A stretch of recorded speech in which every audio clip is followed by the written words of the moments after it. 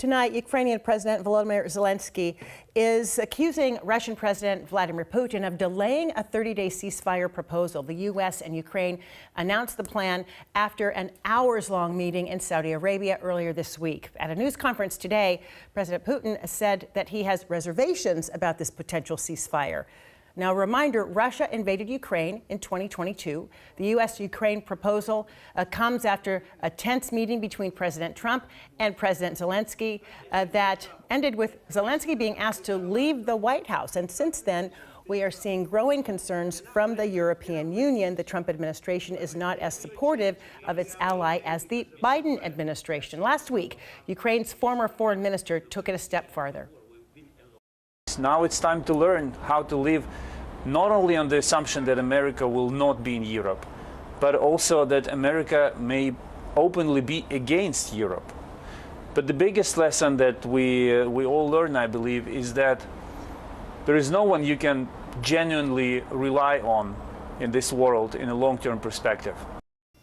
Joining us tonight to discuss is retired four-star Army General and King 5 military analyst Barry McCaffrey. General, first, what do you make of this ceasefire deal, this idea that Trump is suggesting that Ukraine may have to cede some of its territory to Russia? Well, it's a very bad deal. Ukrainians were under pressure from the Trump administration. They stopped delivery of military support.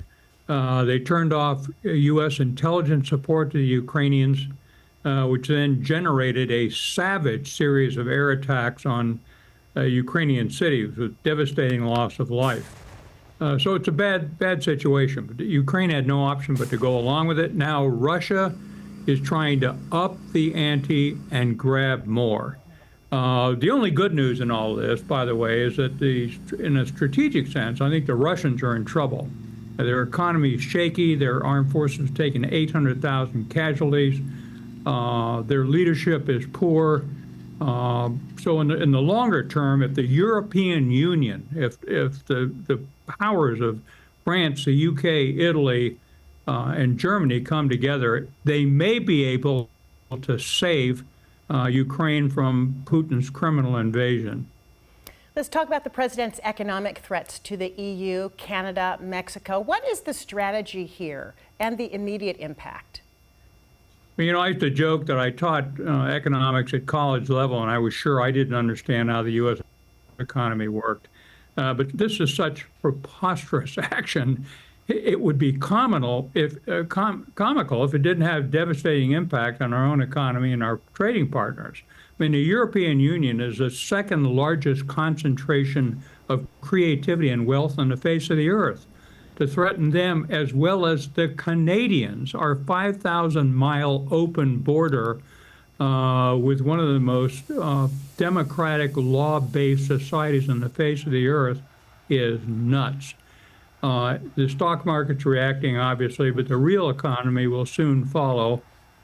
This is chaos. There's no sense to it. It sounds like ignorant policy. It's a marvel to behold.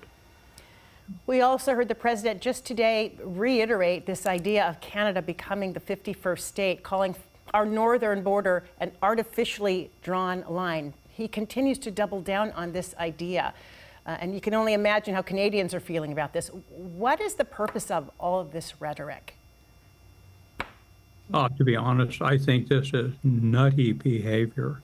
Never in my life in public service, military, diplomatic, involved in the world, have I heard anyone think that we ought to treat Canada as a hostile state. He's saying that Canadian, snowbirds headed south to Florida now are going to have to register and get fingerprinted and carry papers like the Gestapo may stop them. This makes no sense whatsoever.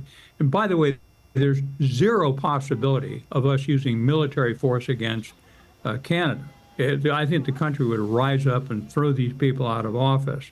But what I do think is happening is it's creating a permanent change in the way Canada and other free nations view us as a world power. This behavior sounds like closer to Putin than anything else. Plus, it's goofy. Canada, as the 51st state, annexed them, change the demarcation of the border, throw them out of North American Air Defense Command. They're a joint participant in protecting the United States and Canada. This is bizarre behavior. We're just a couple of months in to this administration, a few months.